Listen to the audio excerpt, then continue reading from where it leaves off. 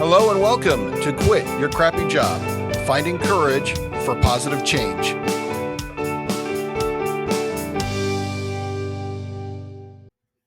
Hello and welcome to this week's episode of Quit Your Crappy Job. I'm your co-host, Scott Wilson. And I'm Jeff Hughes. Hi, Scott. Hey, Jeff. And we are happy and excited to have our guest for this week, whose name is Jose Portilla. He's a former NFL player turned artist and now a head football coach for a high school in Arizona. Jose, welcome. Thank you. Thank you for having me. So, Jose, since I just gave your quick title or whatever, why don't you give us a bit about yourself, your bio, as it were? And you were in the NFL, and why don't you just let everyone know a little bit about yourself before we get too much into your story and your career changes? Okay. Well, a little bit about myself. I'm an immigrant to this great country. Came here when I was 6 and grew up in Texas, the Houston area. Played college ball at Rick's College and then went on to Arizona. Then played in the NFL for a couple of years, played in Super Bowl 33. After that stint, I played in the XFL and won the first XFL championship there. Currently, I'm a head football coach in the state of Arizona. And my kind of second career that balances my life is, I'm a painter, oil painter and pastel artist. Fantastic. Now, you mentioned you were an immigrant at 6. When you came to the country, a little bit of background about yourself. I mean, did you speak English? I know. No, we were first generation. We came in, my parents came in, and it was in the late 70s when the oil crunch was happening, and we settled in the Houston area and had to kind of relearn everything. We left everything behind. But we knew, I guess my parents knew that this would be the best option for us. And it really worked out. So that can be a really tough transition. Do you have siblings? Go ahead, Jeff. I was just going to say, do you have other siblings? I have 2 sisters, older and a younger one. Great. And so when you came here, you were, kindergarten, first grade, something like that? Yeah, I was actually probably kindergarten, and maybe even pre-K. So yeah, it was early. So I got to really go in through the system. It was tough for me because, not knowing English. My parents didn't know English. So most of my English early on, I just kind of learned from cartoons. The bilingual programs that we enjoy in today's society weren't fully developed back then. So it was just, slow go. So, those first couple of years were kind of rough in school, just trying to get my grasp on how everything worked. And, so I was kind of a late bloomer when it came to that. Yeah, I remember when I was in 3rd grade having an immigrant family move from Egypt in, and I remember the boy that I befriended didn't speak any English. He knew the word for bathroom and a few other things. And having traveled myself, being into other countries, when you don't speak the language, it's overwhelming. It's actually exhausting, right? You get tired. Yeah. Yeah, and luckily for me, living in the Houston area, there was a huge Latino population. And I was fortunate to have a few teachers early on that were bilingual.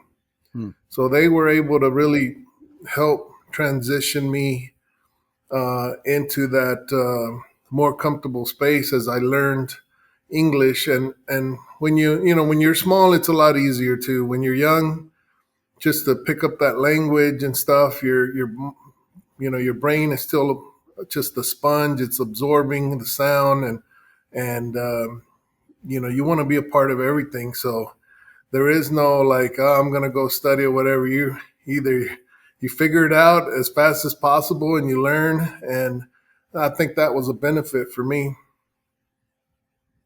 Yeah, it's definitely a benefit to be bilingual for sure. You know, contrast your story. My family on my mom's side is a second or third generation immigrant, depending on how you look at it. So, in our house, my parents raised us with what their parents had during the 30s, 40s, and 50s, which was America, English, English, English. So my parents only spoke Spanish to each other when they wanted to argue or talk about adult things without us kids understanding, right? And that suddenly came. Right. And my parents were both from Texas, right? And I remember when I met I guess that would be my great grandmother. She only spoke English. And then when we were going to go meet her when I was about 11 or 12, my mom suddenly was like, wait a minute, all my kids need to learn some Spanish. And she remember teaching us some Spanish so we could go down and talk with her a little bit. So, yeah, a few generations away, the emphasis is just the new way. And, I wish I had, learned a little bit more and passed it on to my kids. But anyway. You're exactly right. And I see that through my kids. We try to teach them, to be bilingual, but really to have that transition, you just need to speak it all the time in your household. And, we don't. We've transitioned to the English language, although we still know Spanish, fairly well. It's, you do lose it. You do integrate into the American system here. Yeah. Well, it can definitely happen for sure. Huh? Mm-hmm. So Jose, you come to the country, you learn English. I mean, I would think proper football, or what we call in the U.S. soccer, would have been the bigger sport to play. At some point you got involved in athletics. I mean, how do you go from being an immigrant, Jose, to finding yourself in the NFL? I mean, what's that? That's a big question. So maybe just break it down smaller. How did you find football at, I assume, the high school level you played? Yeah, it was just one of those moments that kind of changed your life, right? I had never played any organized sports. I loved to play basketball. That was my first love, because you could go down to the parks or play in the neighborhood, and had played some, tackle football out in the yard and stuff with the neighborhood kids. But went in my freshman year, and I was still in that shell. I was still in that shell of I had my group of friends and stuff, but I was still pretty shy just because of my language barriers. And, I was behind in school a little bit when it came to that. But I had a health coach that, saw that I was getting a little tall. And he's like, man, why are you not playing football? And it was a powerhouse football school. I mean, the kids would transfer to go to this school. It was one of the best schools in all of Houston, the greater Houston area. So we were having kids beg to be on the team, and here I am, I don't know, and my sister actually knew the head coach fairly well through class or something like that. And she's like, well, let me go introduce you to him. And his name was Bob Albert, and one of the best football coaches in Texas, and Hall of Fame guy there. And he's like, all right, join the team, and just that like that. I didn't want to join it alone, so my little buddy from El Salvador, probably a 5'5" kid that had no business being on the field, I was like, well, let's join it together. So he didn't make it past 1 year, but he got me in there, and we spent one spring ball together before he figured out, football at 5'5" wasn't going to be his sport. Not at least not at our school, which was a Texas powerhouse back in the day. And that started the transition, and really, I was awful. I went into the weight room and couldn't bench a bar and 10 pounds, And was this a freshman So year? um, that was my freshman year. And that was after the season. So it was going into my sophomore year in the off season when I joined and had spring ball with them, and I was awful. And coming out of the locker room one day, the coaches were having a meeting, and the defensive line coach, I just heard him say, "Hey, that Portilla is going to he's not going to amount to anything. He's so bad." And I was. I mean, I was really bad. Didn't know any technique, I had no strength, just, Mr. Gumby out there, just a jello guy. And, but that right there, that statement lit a fire underneath me. Hmm. I was like, I'm going to prove that guy wrong. I want to prove that guy wrong. And from then on, it was just weight room, found a best friend that was on the team. And, he had, he had that same vision that I had, the same worth ethic. So we just kind of joined together and made it a part of our lives for the next 3 years. And the school had so much talent that we didn't get to see the varsity football field till our senior year. Mm. So we were an unknown, group. At least I was unknown in the state of Texas. And between that junior and senior year, I got really strong, where I was squatting over 500 pounds and benching 400. Wow. And they moved me from tackle to tight end because we had also a great running back. His name was Wilbert Biggins, and was the best running back in the country at the time. And so we were running, what Georgia runs now, the double tight end, just big packet and run it down people's throats. And so they needed just another big lineman. So I became the tight end. I was the faster of all the linemen, and played that year as a tight end, and had great success. Had a great honors, and it was funny because when the honors came out of all district and all state, all Greater Houston, and all Greater Houston, encompasses like probably 200 high schools. Just Wow. to make the all Greater Houston team was a huge, huge honor because the best talent in Texas was coming out of that area at the time. It was actually, our district was called the NFL corridor because they had 37 players from our 10 schools active in the NFL. So our district was known as that special area in the country that was producing, high level quality players at the college rank and that were making it all the way to the NFL. So you got these honors as a tight end?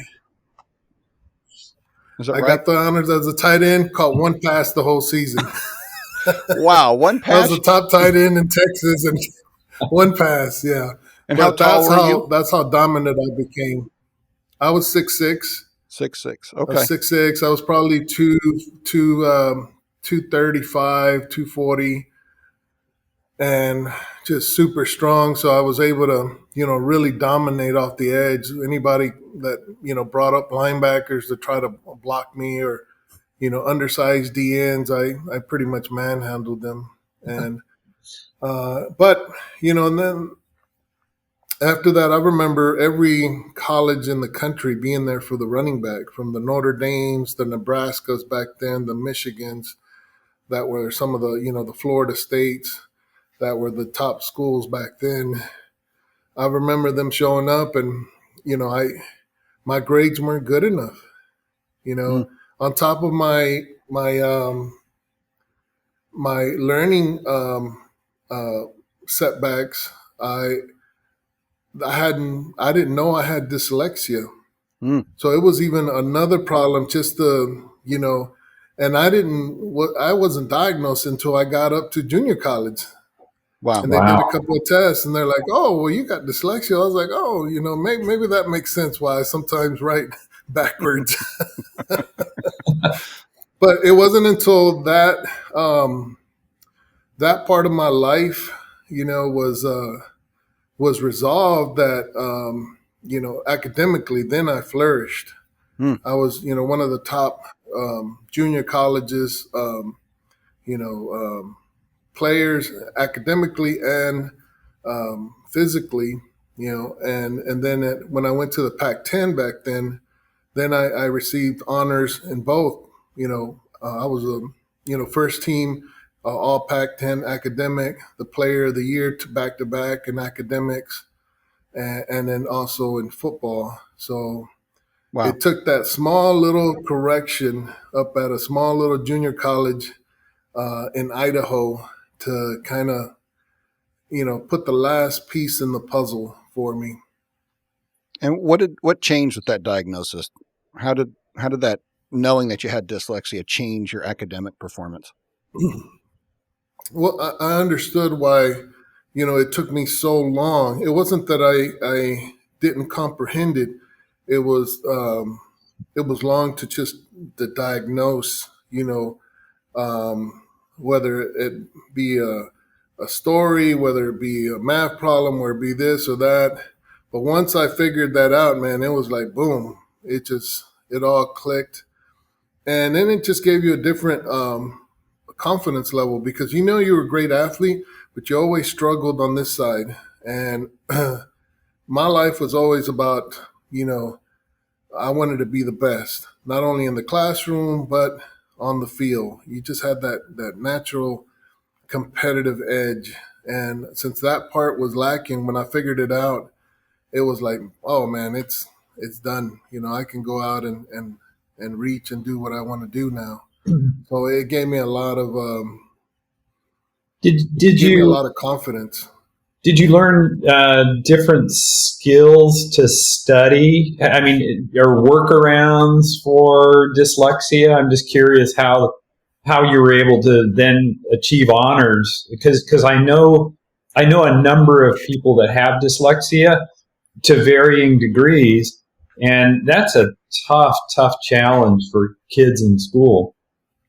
It really is. Now that I'm in in education myself, I can relate to it, and it's really it's not like one system. Here's 1 + 1 = 2.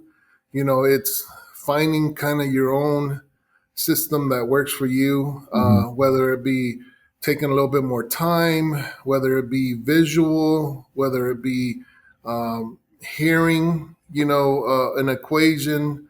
And they've done a lot of different tests on this. And for instance, let's say you have this, disability or whatever. So they've tested kids that graded really high in academics on a subject matter like baseball.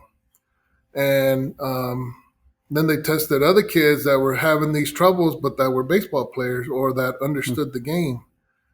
And when they just tested it outright on paper, the kids that were, academically sound graded way higher than the kids that actually played and that understood the game.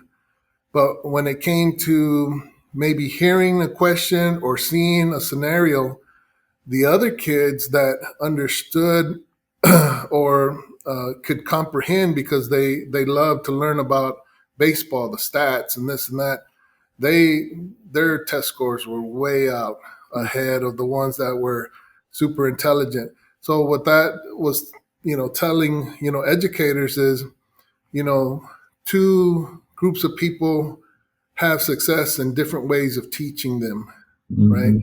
They're still, they're still, super intelligent, but it's the way that they were taught or the way that they learned the process that made them comprehend just exactly the same.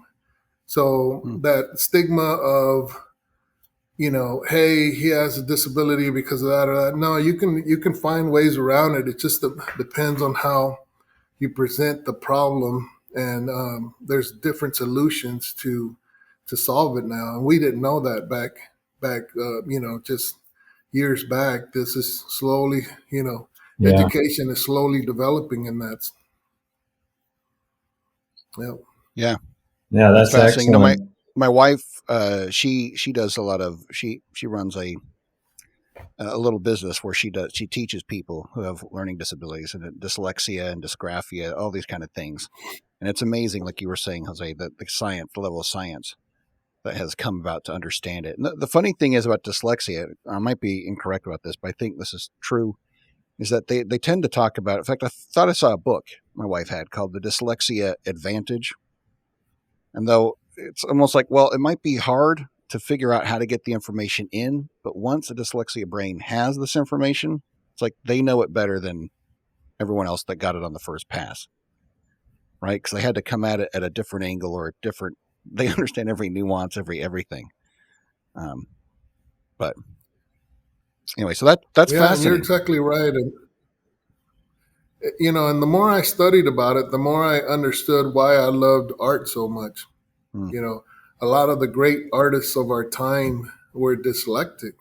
As you go back and study, they were able to excel on the artistic side of the brain because it just functioned for them. That's the way they thought. While some are more, engineered to understand structure in the brain, and they can comprehend that. For the dyslexic part, you were able to focus and see things differently. And most creative, I wouldn't say most, but a lot of the top creative artists had that function, or that what we thought was a disability, Yeah. but made them modern masters and Mhm. old masters that kind of changed Right. the world as we know it today.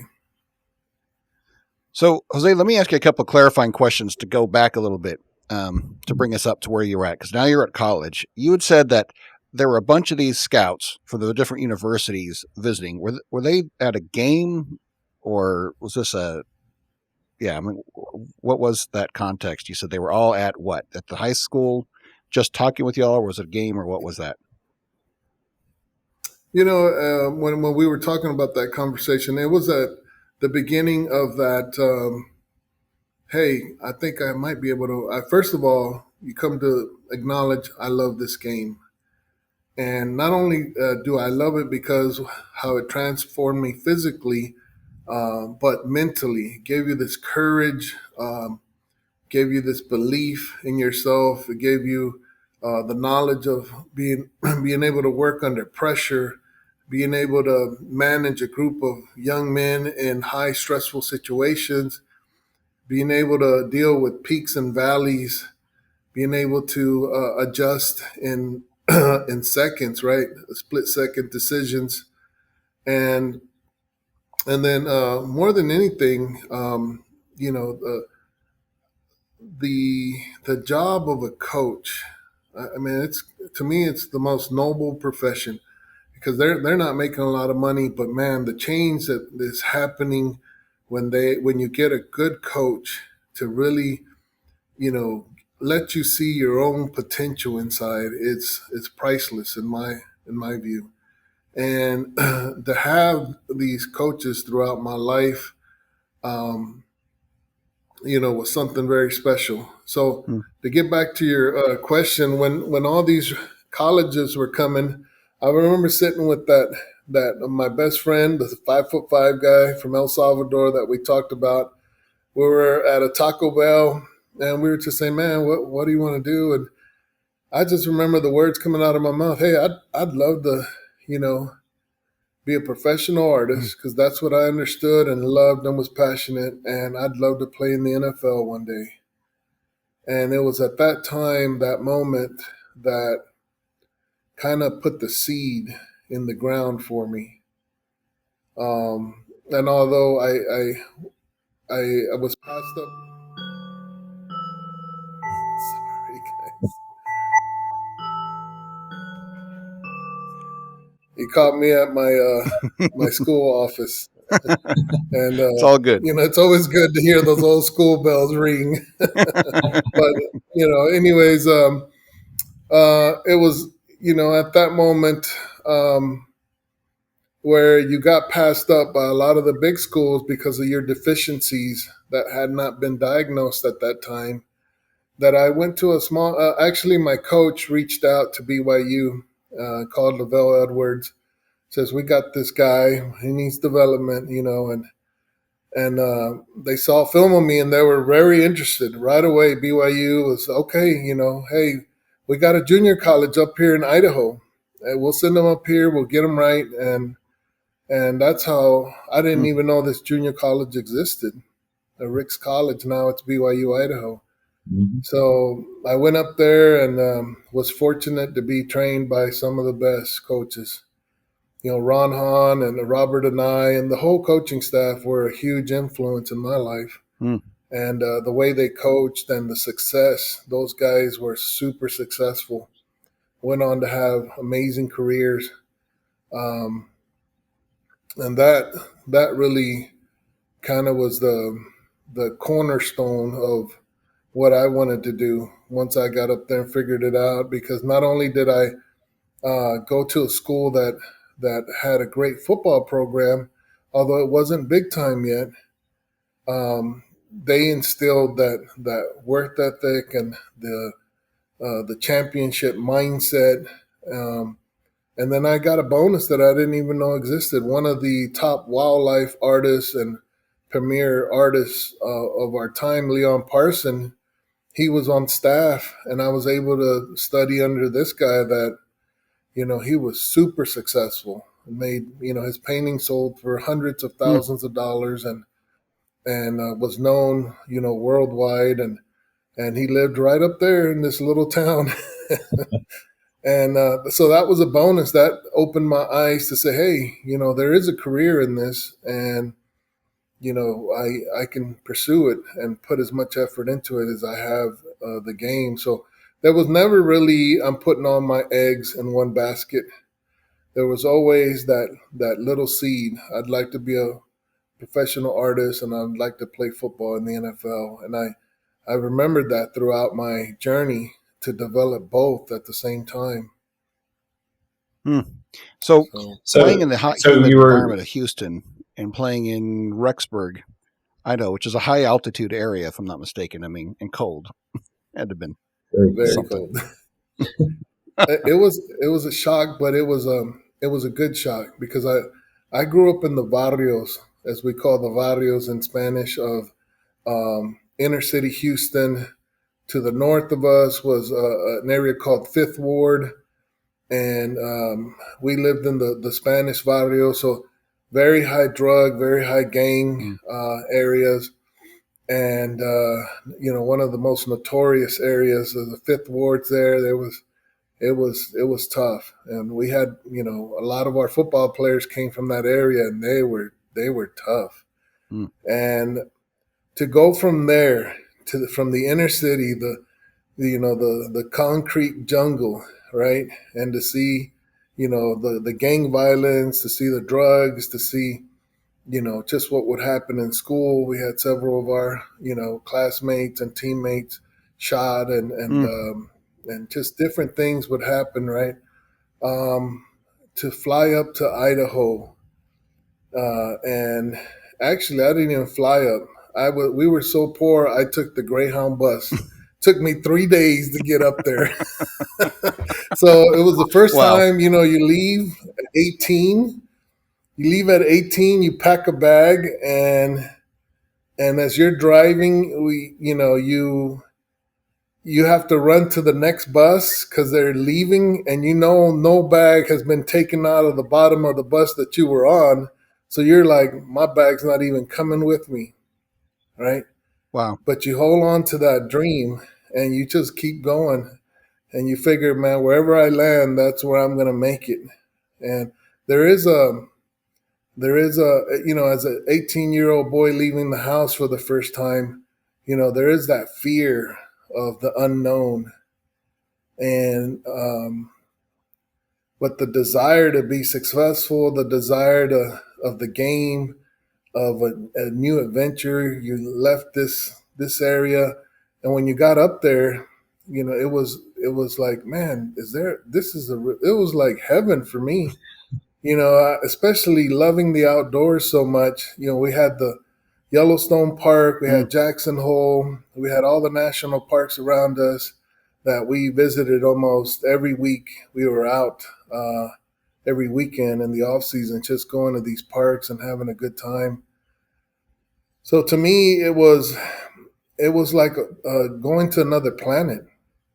We didn't understand that where we grew up from. We didn't know that there was another type of life, and the student body was so nice. Nobody was, looking at you down. Uh, Nobody was looking at you down, or talking about your race or your accent or whatever. We made friends immediately up there Mm. with hundreds of kids. So, it was just a positive overall experience. It was shocked, but it was so positive that I didn't mind the cold or the snow. And since I had never seen it in Houston or in Mexico, it was something positive for me. Wow. Now, it was a 2-year college, and it sounds like BYU sponsored you or helped you get a scholarship there. Um, so, behind your head, we see an University of Arizona logo. So I'm assuming you didn't then transfer from Rick's to BYU. You went to Arizona? Yes, and BYU was my first choice because I had such a positive. Sorry, guys, It's all good. I forgot about the bell system. It's all part of the um, authenticity of of our podcast. There you that's right, right. That's right. Yeah, I had such a positive experience at Rick's College back then. I won't call it BYU, Idaho. For me, it will always be. If you went to Rick's College, that's what the Yeah. old school guys call it, Rick's College. But it was such a positive experience that I did want to go to BYU. And my offensive line coach played on their '85 national championship team, Mm. Robert and I. He's been their offensive coordinator several times, and now he's at the University of Virginia as a coordinator there with the former staff that left BYU. Um, and I had many offers. I think I had over 35 D1 offers Wow. from all the As a top tight end? schools. Were you still playing tight end at this point? No, as soon as I got up there, they're like, "You're our left tackle. Okay. You're the right and left tackle, depending if we have a left or right quarterback." That makes So sense because you were fast, they knew right? exactly who I was. What's that? I was saying, I didn't mean to interrupt you, but that makes sense, right? Because you played tight end because you were the fastest big guy. And now that you're at the college Yeah, ranks, that fast is uh, a desired skill for typically the left tackle, isn't it? yeah, yeah. Yeah. As soon as they were getting me as a tackle for sure. Hmm. There was no other option. The tight ends were so much faster than I was, and were just as strong and just as tall. But as my body developed, they just started putting on tons of mass, lean mass on you. So um, by the end of my uh, freshman year up there, I was up to 270 or something. I put on 40 pounds Wow. of good. Just we worked out every day. Snowing, so hey, let's go to the gym. So twice a day we were hitting the swimming pool, playing basketball. So with that type of system where you don't want to be outside in the cold, you start to develop some very big boys up there. Because that's all we do is eat and work out. So, um, but yeah, when I when BYU didn't come calling, it was very hard for me and very hard for the head for my O line coach that had played there and knew Lavelle and knew the staff, and he just told me, he's like, Jose, they called me up after Oklahoma, UCLA. I had taken my trips and Arizona State, um, and a few others, Tennessee, Texas, that I wanted to go to, and he BYU finally called him and said, "Hey, can he come up and try out in the summer or in the spring? Maybe we can give him a scholarship." And he just, he's like, "Yeah, I called them. They're wanting you to go up there and try out, Hmm. and you're being offered a full paid ride somewhere." When I went to Arizona, I think it was $40,000 scholarship with housing, books, and all the other perks per semester. So, yeah, he's like, these guys will. Unfortunately, his alma mater, he's like, they'll never win another national championship because of the politics that sometimes we see up there. Hmm. Or maybe they just didn't see, uh, you know, um, that maybe we fit their system. Who knows? But I know from that Rick's college team, there was several of us that made the NFL. Really? So we were loaded, and Hmm. none of us went to BYU. We went to Stanford. I brought the other tackle to Arizona, and we went to different. Everybody left to D1 schools that were there. I think 9 or 10 of our players went to the SEC or down, just Wow. different schools. I think 2 went to the SEC. Some went to the Big 12, the Big 10, the Pac 10. So I chose Arizona for 2 reasons. Uh, it had my academic standards that I was looking for. I really wanted to go to Oklahoma, and they just didn't have the program that I needed there. So it was tough, to turn those guys down because they really wanted me. And UCLA, I loved the name, the college.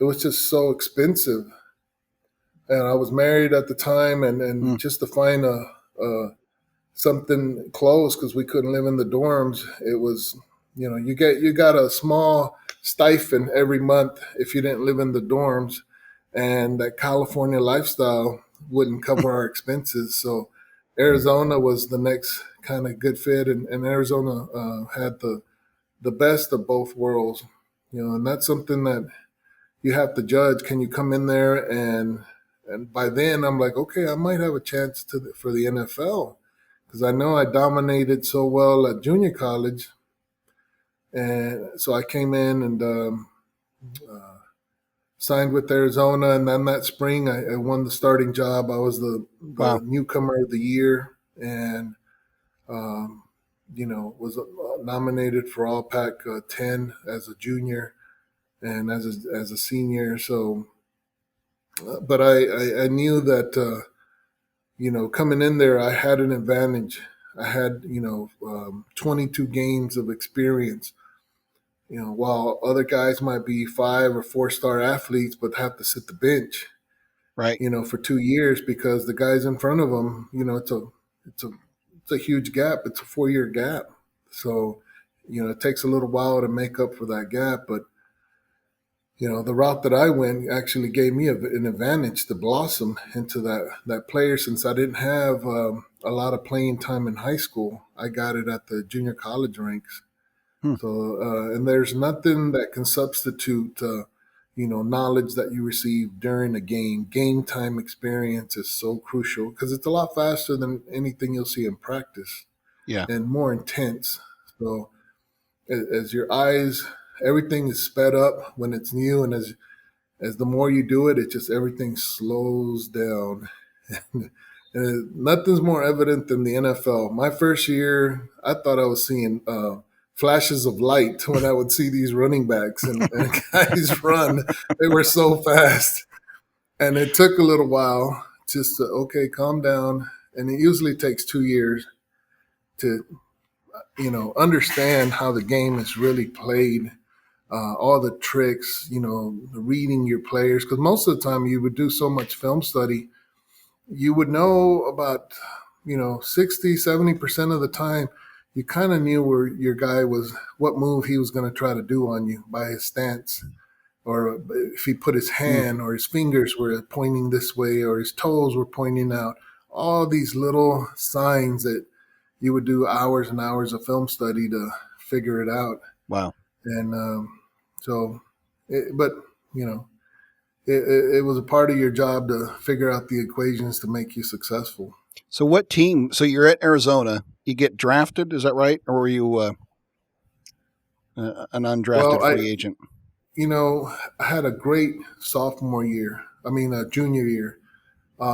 Good enough that when I saw the draft, the mock-up drafts, and the magazines, and what the NFL had me, they had me at the fourth best offensive tackle in the league or in college. So late first round, early second round was my predictions. And so with those, you're getting hundreds of agents calling you and coming and visiting you after the season. And I went to the Hooters Hula Bowl All-Star game in Maui. You have these two All-Star games that you get invited to showcase yourself for the NFL scouts. Now it's back then it was the gray blue game, and the Hooters Hula Bowl. Now it's just the one game that they have. But at that game preseason, I had a great workout. The week was fantastic. I pretty much dominated in my position, and that the pregame warm up, I had a big guard from USC fall on my knee. He tripped and rolled me up. We were firing off in the air and just shredded my knee. I mean, just bad nerve damage, everything. Wow. So that scared a lot of the NFL teams away. And I dropped from having, I had to miss the combine. Just went there to take the test, but I couldn't do any of the work. So that really, dropped me right off the boards, off of everybody's boards, especially with that type of knee injury. And, it was one of those things that, you're sky high. You're about to not only go play in the NFL, which was that small seed is about to blossom. It's a plant now, but it is about to lay its fruit, right? And you're about to enjoy the fruits of your labor. And all of a sudden, it's just taken from you. Mm-hmm. So I made it a point to just tell myself, hey, if it doesn't happen, my agent, I had a great agent. He was like, and he played in the NFL as a lineman. So he's like, I got a lot of connections. We'll get you some camp. We'll get you in a camp. And when he told me that, it's like, that's all I need is a chance. A lot of guys don't even get the chance, right? And to me, I told myself, hey, if somebody gives me a chance, I can showcase what I can do. Mentally, I knew. Now I just had to work physically. So for the next 3 months, I prepared and twice a day worked on, 3 times a day on the knee, rehabbing, and twice a day just trying to build everything back up to where it needed to be. And on that last scouting day, there's 3, right? First and second, you see all the hoopla now with the quarterbacks and stuff, the pro days and all that. But so they had 3 back then and circled the calendar. I have to be ready for that third. But by then, instead of having, 30 plus teams or agents show up from every different team, only 7 showed up. And that right away told me most teams already have their depth chart or they're going to go try to get in the draft. So, but those 7 showed up and I performed and did really well. I was actually the fastest big man in the draft that year and got my speed back up. Even though my knee was not at 100%, I could still perform in a straight line, which they didn't know at the time, but I could still move. And, so that got the attention of a lot of, or at least those 7 teams that right away I was the biggest fast and the fastest big man in the draft. And my upper body strength was pretty good. And then the game film, kind of spoke for itself. I was pretty dominant. So, draft day came, and it was one of those setbacks, right? You had worked so hard, and first day came, and my agent's like, we might get in late in the third, from what he was hearing, and nothing. And he was second day, he was like, okay, and fourth came, fifth, and he's like, if you don't get drafted by the fifth, we're not taking. We don't want to get drafted in the sixth and seventh round. We'll go to a camp. We'll select what we need to do. Hmm. And sure enough, man, that seventh round came. And I remember my wife, she was bawling. And I think it wasn't for the financial loss. It was for, the hard work that you put in, so much, sweat equity. And that was, you saw, well, maybe she felt that I was losing that, But Yeah. in my mind, I'm like, I just need to get to a camp. I don't really care.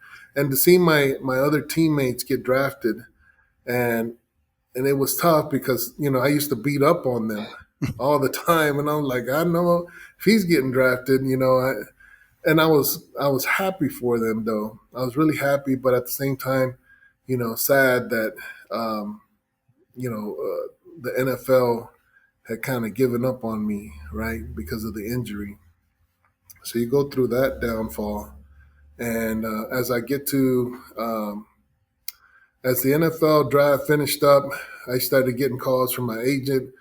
Um, and there were 7 teams, the Cowboys, the Dolphins, the Raiders, the Jets, Chicago, Atlanta, Cincinnati, a few others, but hey, and he just did a wonderful job for me, kind of bidding, hey, the Cowboys offered this much. Can you match it? And, the Falcons, yeah, we can match it. And then the Raiders coach really liked me, and said, the best high school interview he's ever had was talking to my high school coach. He was like, it's the best high school interview, because they go back and interview every coach, every position coach from everywhere you've played, all the way down to high school. They really want to know as much about the inside, because all the stuff they can see on film, they can grade you on that. What the NFL never knows is what's inside, right? Who you are as a person, what type of, how much can you really take before you explode, what type of character you have, right? And that's where the draft, where you see the guys that were super good, sometimes don't make it in the NFL, right? Because Right. inside there's something that impedes them when they hit a wall, and prior to that they maybe never hit a wall. But those guys that have played in the NFL know that, hey, you're going to face somebody that is going to take it to you no matter what you do, and you might have to sit the bench for a couple years. And how are you going to take that, right? And some guys, fold, while other guys continue to progress. And it's kind of the $1 million question for the NFL scouts and coaches. How do we determine who this guy is on the inside? So But Jose, at the end, Atlanta won the bidding war, and I felt, with talking with my agent, that it was probably the best fit for me to go in and try to make a roster. And although I was 9th on the depth chart there, slowly I started to climb. And my first preseason, this is how narrow sometimes the moments are in life. That's why I always tell my players, you got to seize it. When it comes, you can't, let it escape. And I remember I was way back in the depth chart. We were in our first preseason game, and our starter gets hurt, gets a sprained ankle. Our second string guy hurts his wrist. Our third string guy gets poked in the eye, and wow, I'm left at that wow, one side. And it was 14 plays. We were playing the Oilers back then. It was their last year that they were in Houston. Now they're the Tennessee Titans. Um, and I just remember prior to the game, if I get in, I'm going to smash every person I go against. My goal was to have pancakes the whole night. And I went in for 14 plays and had 11 pancakes and was offered Dan Reeves gave me the offensive, player of the game ball, Wow. that first preseason game. And that moment right there told me, hey, I could play in this league. Even though my leg wasn't still 100%, I was kind of hiding it from everybody. It was still probably about an 85%. There was still a lot of pain and stuff. But, you get your moments and you got to take them no matter what. So, and that's how I was able to make the Falcons. Really, after they saw that, hey, we got something here. And they resent their agents back, and their offensive line coach, Art Shell, he finally came. He's like, man, I looked at your film. You're pretty good. He hadn't even looked at my college film. He had just taken the word of the scouts, basically. So that's how that works. Sometimes, you get these small moments in life, and you got to just grab them and perform at a very high level. So that's my story to the NFL. Well, let me ask you something there, since now that we're at the NFL point. How do you keep the optimism keep going on? Because in the corporate world, the parallel I see to what you talked about is like, I don't know, you get laid off and you're interviewing and it's rejection after rejection, no after no, right? And you kept finding those similar type of rejections. I mean, how do you keep your head up, not take it personal, I guess, still believe in yourself? It sounds like you did, and keep pushing forward. Do you have is there secret sauce or something that kept you, going forward despite all these setbacks and these no's, right? Right. And you know what it is? It's, part of the setbacks are the things, the lessons that you learn that make you the strongest. It's not the great times. It's not being in the Super Bowl and those great moments, right? That etched in your mind and in your spirit. But um, the true kind of life teachers are your setbacks, and they're just as important as your victories. Hmm. Because if you don't understand your setbacks or your defeat, sometimes you can't really cherish your victories or your successes, and you take them for granted. Here, and I can tell you that I felt it again just recently here as a coach. We had been very successful, as you can see up there. We've won tons of state titles, and the kids here for 3 years had never tasted a loss. Hmm. And last year we had one of our best teams in the last decade here. We had several guys go on to college, D1 through. We had some of our better players, and we lost. And the reason we lost is because we got complacent. We thought that this was just a culture of winning, but they forgot the work ethic behind it. They forgot the dedication. They forgot the determination that came with those championship trophies. And so, and they understood that. And that's what I told them at the end of the game. We didn't lose this game today. We lost it back in February and March in the off season when we decided not to put our full effort, and teams were coming after us with everything. Because, after you have that type of success, you're kind of the number one bullseye. Everybody wants to knock off your, public enemy number one. Everybody thinks you're spoiled and this and that up here. And they forget we have to work just as hard as they did to win, right? So after after the NFL, it was really my first time ever being fired or saying, hey, you get called in, and you get the pink slip. You know exactly what that is, and it's heartbreaking. That was the first time in my life where I felt somebody had just ripped Mm. my insides out, man. Just ripped the guts out of you, right? Because you're playing your hardest, you're playing through pain, you've sacrificed. I remember taking cortisone shots.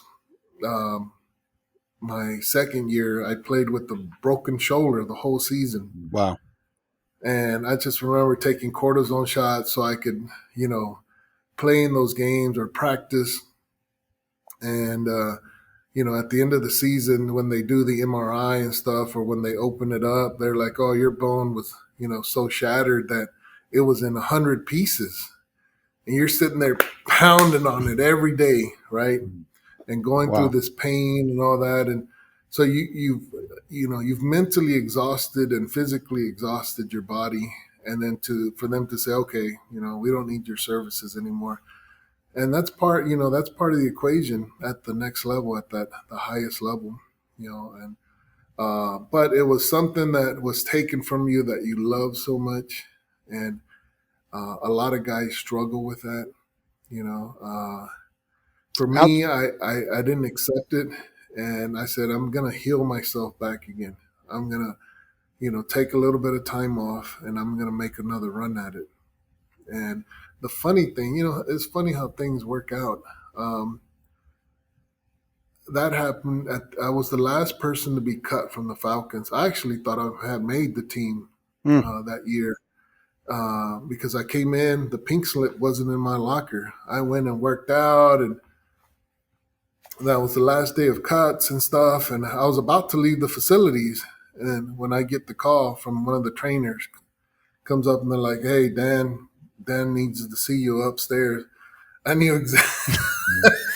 You know exactly why, man. And oh you walk man. in there and you try to be as polite Yeah. and thankful as possible. And it's an awful thing to tell a young man that you're done here anyways, right? It must be one of the toughest things for a coach because they see they see how hard you work and all that, but it's a business, right? It's a Yeah. business, and Yeah. they have the head coaches have their bosses they got to deal with, and you want that winning success. So um, after that moment, I sat back down and I thought, what am I going to do? And I thought I'm going to give it one more shot. I had some money saved up, and I said we can, I can just rehab for these next, for this next year, and I started doing that. I started, surrounding myself with the right people, going back to the gym, getting the shoulder, getting the knee strong again. And then my agent called me. He was like, "Did you see the draft, the XFL draft?" And I was like, "No." He's like, "You and Tommy Maddox got drafted in that first round up there, And I was like, "What?" First thing out of my mouth is like, they lost their draft pick. I'm not going to go play at no XFL level. First of all, I didn't know much about it, but I wanted to play at the NFL level. And so he called me. He was like, "Okay, I'll call him and let him know that you're not going to go up there." And then he called me back. He was like, "You know what? Their season is in the off season. You play from March to May. That will give us some good footage for me to go and present um, some footage of you and get you back into the camp." Because once I got into the camp, I was like, I know I can beat people out. I was still super strong. I think I was probably one of the strongest NFL guys at that time out there. I mean, I know there was probably guys stronger than me, but I was up there, in the top 5%. Yeah. Um, and so I said, okay, let's do it, and went and played in the XFL, which was a wonderful experience for me. I think I liked it more than the NFL, just because it was a little bit more laid back. We had a veteran team, we had great players, great coaches, and we dominated the league. I was with the LA Extreme, and we ended up winning the championship and playing in the first $1 million bowl. which was kind of like the Super Bowl. They call it the $1 Million Bowl, and won that. So overall, it was just a phenomenal experience. My body wasn't taking it, and I was like, I could probably do this a couple more years. And for the amount of time that I put in it and the amount of money I made, I'm like, man, this might be the way to go. Um, but it folded. It folded over that year. As I was driving back from California to Texas, out in West Texas somewhere, I was listening to ESPN radio or some sports radio, and they're like, "Oh, the NFL folded," and blah blah blah. The XFL, yeah. So I'm like, "Oh yeah, the XFL folded," and I said, "Well, maybe it's time." And I realized that my body wasn't going to come back from my injuries. The here's how you walk away as a player for me. Not only did I every level I gave it everything I had, like literally worked out the hardest, played, practiced, took very little days off, if any, and the pain was so much greater than the love that I had for the game. It decided for me. The pain was the deciding factor. The pain in my knees when tendonitis hit, and it was worse than like blowing out your knees, like than Wow. an ACL, MCL, torn this, broken shoulder. When tendonitis hits your knees, that is a constant pain that you can't get rid of, not even with pain pills. Because I remember sitting one night in California, and I would take about 1,800 milligrams of pain pills to go to practice. Wow. And then after practice, you couldn't move, so you'd have to take another. So I was taking like 3,000 milligrams of pain pills Wow. just to go to practice, and it wasn't fun anymore. That love, it was just pain, pain, pain, 24/7. So it's just like, okay, my body's telling me that it can't do what my mind wants it to do. Because your mind is always stronger, right? Sometimes you just push your body to the brink. I know at the Falcons, the old strength coach would say, "You'll pass out before you die, and we'll revive you." So you keep working hard, man. Don't quit. They were mentally trying to get you ready for what was about to happen in the NFL and the type of intense training that you were going to go through. Nowadays, it's not nearly as tough as it was back when I played. There's a lot more regulations and a lot more less practice, basically less reps, which saves your body. You have longer Yeah. careers. You don't have the head injuries that we were seeing back then. So that's a huge transition point, because your whole life you've been institutionalized. 15 years when you add your high school, your college, and your professional career. You've put in a lot of years. That's all you know. You don't even understand what a summer vacation is. It's Right. summers. You're on the gridiron. You've never taken a summer vacation. You don't even understand what that is.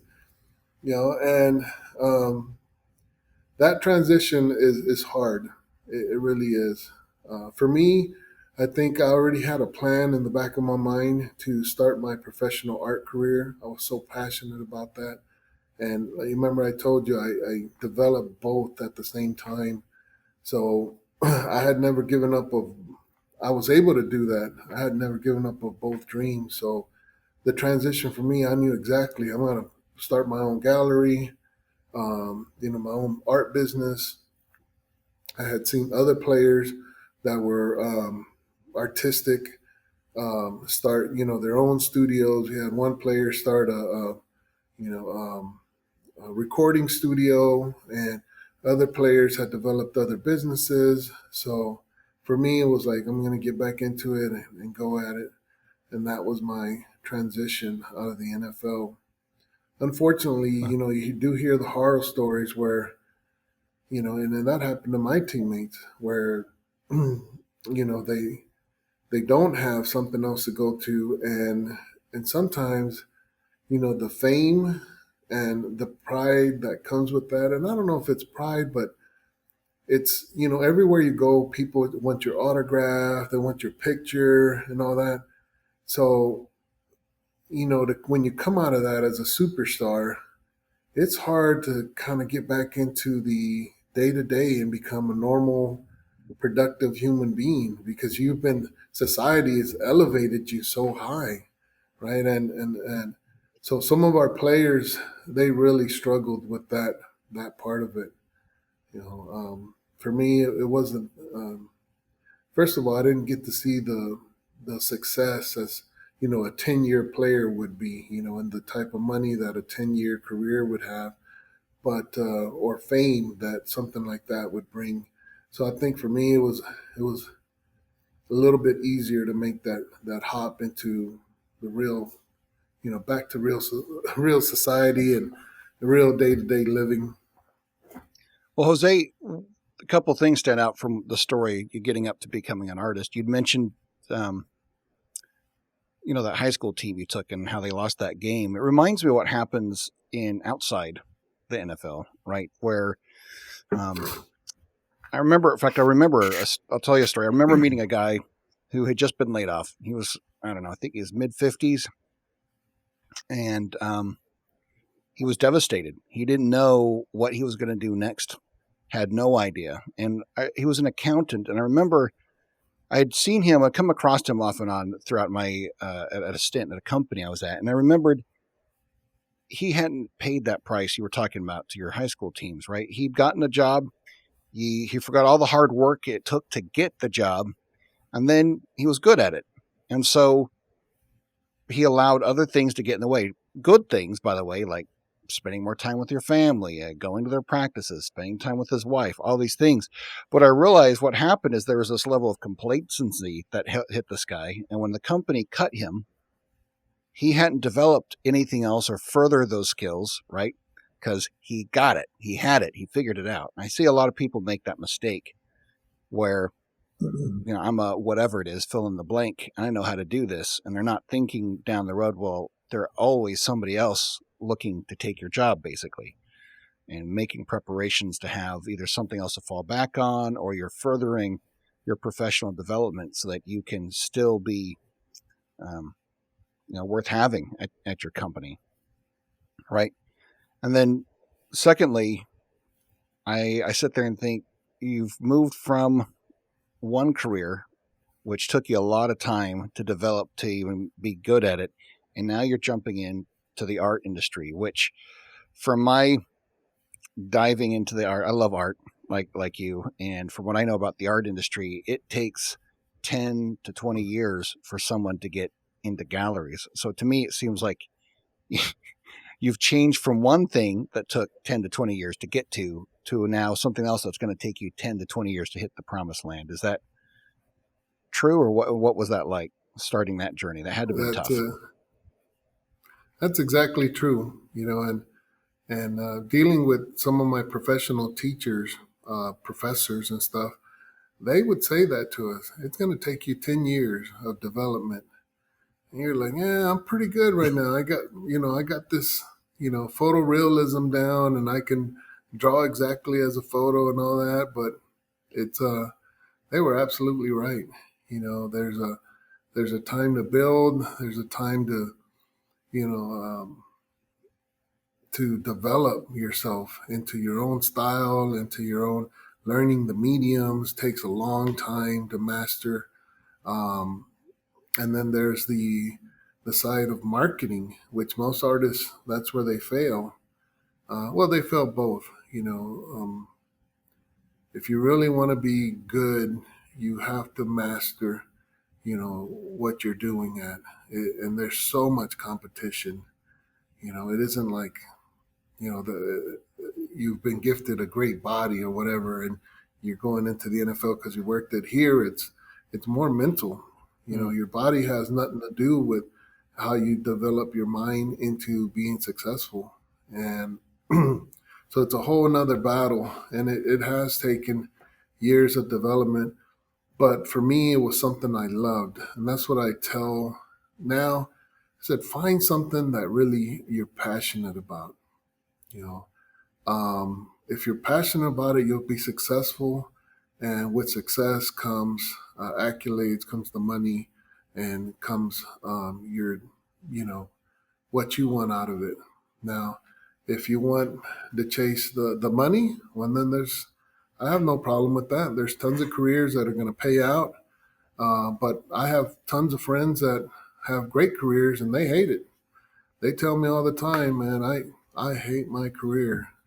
But, they do have a, $600,000-700,000 home. They got the nice boats, they travel. And that part they love, but the day-to-day grind is what they don't. So you know, there has to be a give and take right there, I think, that to be successful, especially in my field. And I've been fortunate to develop and to be accepted into several galleries, to been published in national magazines. Hmm. But it came with a lot of, those years that I played in high school and college and in the NFL. In the background, nobody saw that. I was painting. I was going to art shows. I was, taking seminars from great artists and continually learn. So when that transition came, I was able to take it. And even when it came, you knew it was going to be a struggle for a long time. For me, I found my success was to find niche areas in the market instead of saying, here's my style, here's what I like to do, or, accept me for who I am. You're not going to change me. Yeah. Eventually, you get to that point where people say, hey, that's a Monet. I don't care what it looks like. you know, he's a Yeah. master, and I'll be willing to pay 60 million for it, right? For an Right. example. Yeah, but so learning your market, and for me, I really loved from a young age. I was instilled nature, wildlife, fishing, hunting, just being out in nature that has so much energy, so much atmosphere, and just beauty, and trying to capture that on a piece of canvas and capture it um, enough for somebody to be inspired to pay money for it was something that I said, okay, here's the niche for that. What now do I need to become successful at that? And I looked at in Atlanta, oh, well, there's some, areas where that might work, but that wasn't a market for it. So um, going out of state, going into the Carolinas, going down to Florida, going to places that had these niche markets, and I had great success. I Hmm. couldn't paint fast enough, so I was really lucky. At one point, I just said, I can't believe I'm waking up, going to my studio, painting from 8 in the morning to 12 at night, and taking these paintings down to galleries at the end of the week. And by Sunday night, the gallery owners are like, everything's sold. Bring me Wow. more stuff. That's great. And that doesn't happen that often, but it started after I talked to, interviewing with these gallery owners. They know their markets, and so I learned from years of their experience of how they touched and reached out and what they were trying to do. So you accommodate them, and you get confidence as an artist. Um, and that's how I found for my success and what I'd love to do.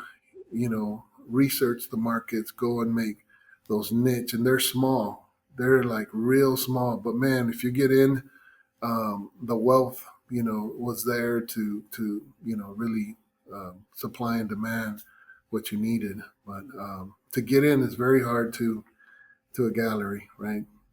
For them to let you in, you have a lot of no's, tons of no's. It don't matter if you're good or not, because here's why: they've developed a market where they have, let's say, 100 artists, and they only have X amount of room on the walls, and they know these artists can produce and make them money because they see, okay, this guy made me 60,000 last year. So I you see. come in as an unknown, and the art gallery owner says, I have no more room. This guy made me 60 last year. I have an unknown, but he's really good. Do I take the chance of losing the 60 grand? You know, and that's why the art world is probably just as competitive as any sports. There's millions of artists that are never going to get to showcase inside of a gallery. Um, so that's the downfall of the world that I'm in. You have to be realistic with yourself. You can't say I'm there. You have to really look at the best and compare yours and say, I got a lot of work to still do. So Sounds like it's there's like sounds like there's a lot of similarities between the NFL and being an artist in terms of perseverance and uh, being diligent and always, I guess, looking over your shoulder, trying to anticipate every upcoming move. there is, and that's what makes it tough, but that's what makes it rewarding. Mm-hmm. Um, there's always you're always developing. You're always developing as a person, as an artist. That's what keeps it. That's what keeps it fresh. That's what keeps it. There's so much knowledge for me to still gain. I feel like I've been doing this for 30 years, and I feel like I'm not even close to understanding what made those great artists in the past so great. It's like trying to figure out how in the heck did they build the pyramids without machinery, and how precise that was, right? Yeah. Yeah. I think people still don't really know exactly how those things went up with Well, all our technology. So art's kind of in the same thing. There's so much knowledge, there's so many different materials, there's so many different methods, and how did those guys become so good at these things, right? yeah. Some were gifted that natural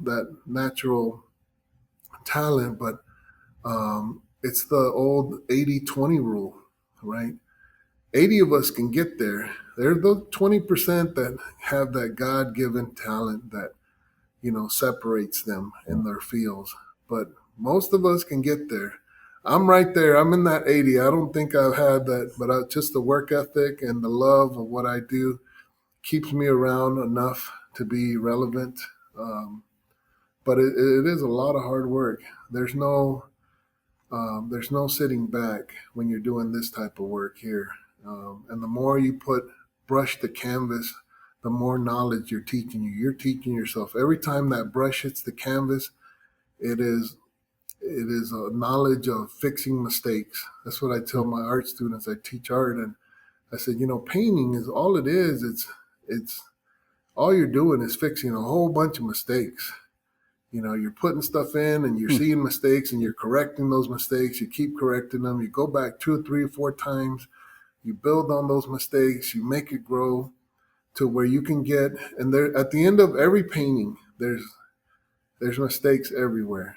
But you have to get to a point where you can be okay with selling your painting with those few mistakes, or with those few things, because every artist will tell you, I'll come back 6 months from now and I see a little error or a little mistake in my work. So it's one of those things where perseverance, I think that's one of the most important things, not only in sports but in life. Persevere through the good and the bad, and if you're always hitting that good, know that you're not progressing. If you want, you get to a point where you're very comfortable sometimes in your life, but then your family life starts to struggle, right? Or there's other aspects of a human being that makes you around human being that starts to struggle. So balancing that whole act is very important to be successful. It is. Jose, I appreciate your time today. This has been fascinating to hear your story and to spend some time with you and your journey. Just incredible. Yeah, for sure. And Jose, where can people find your art? Since you were talking about that, this is your art career. Although you're a high school student as well. I mean, high school teacher and coach as well, right? Yes, yes, yes. They can just Google me on Facebook, Jose Portilla, and I'm transitioning into more digital, being on more different platforms. So we're working on building those things right now and uploading new images and stuff. But you can just Google my name or hit me up on Facebook or some of the other. Follow me on some of the other social medias, and you'll be seeing a lot of my content shortly. All right. Perfect. And, for me, if I could just summarize 2 takeaways I've taken from your story, Jose, and I already mentioned about that story about that guy who got laid off. I find a lot of people, they don't, to use air quotes, stay in school, right? Once they get their career, they kind of hit their groove, they become complacent and they're not learning either a different skill or improving their current skill. I love your analogy about art.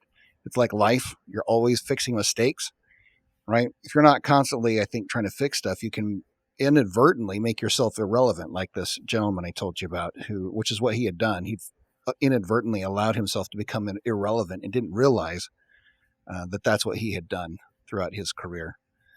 And sounds like to me too, the other thing is you've been willing in the art world to look at things different. You didn't just say, "Oh, I'm an artist." You asked the great question, well, what's actually selling, right? Right. And let me go try to do that. Reading the market. I think there's a message in a lot of that for all of us. Yeah. Right. To go where you can actually make a living and work hard at it, by the way. Right. Life isn't just Learning given. the market is very important in anything you do, whether it be in coaching. Um, not only learning your craft, but how are you going to implement what you love, right? Even if it's a side hustle, a side job, I always tell my players, you got to bet on yourself. And when you bet on yourself, you better have a plan. You better have a plan to go out there and achieve that. Because you can't just say, I'm putting it on black or red. It's not as easy as that on the roulette table. You really want to have something that guides you and be ready to move. Be ready to morph that plan and be fluid. Be fluid in the success. Be fluid in the planning. And the most important thing at the end of the day is persistence. Be persistent. You're going to get a lot of doors slammed in your face. You're going to have financial woes, family woes, but just, there's always that next day, reach for it, right?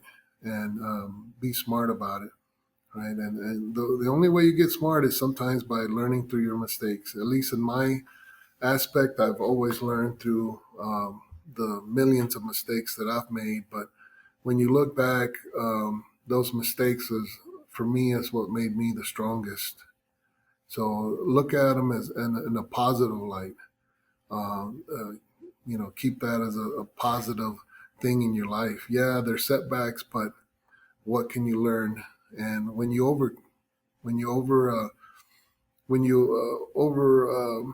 accomplish, those setbacks, when you Overcome. what's the word I'm trying to say? Overcompensate. Overcome those setbacks, you'll really get to enjoy the fruits of your labor. But those are always in the road. There's never the easy way. Yep. But yeah, thanks for having me, guys. I've really appreciated telling my story with you and sharing it, and really appreciate that you guys are doing that. Perfect. Well, we appreciate it, Jose. And Yeah. as always, you can visit us on quityourcrappyjob.com or listen to us wherever you listen to your podcast. We are on Facebook and LinkedIn as well. You can find us by just simply searching for Quit Your Crappy Job, and on Twitter as well at Quit Crappy Job. Had to shorten it for Twitter, but at Quit Crappy Job. And with that, we'll go ahead and end it. Thank you all, Jeff. Thank you, Jose. And y'all have a great day. Okay. Thank you for joining us today. Listen to us wherever you listen to your podcast. Follow us on Twitter at Quit Crappy Job. Find us on YouTube at Quit Your Crappy Job. Contact us at quityourcrappyjob@gmail.com. Music is provided by Kelton Levitt. He can be reached at kelton.levitt@gmail.com.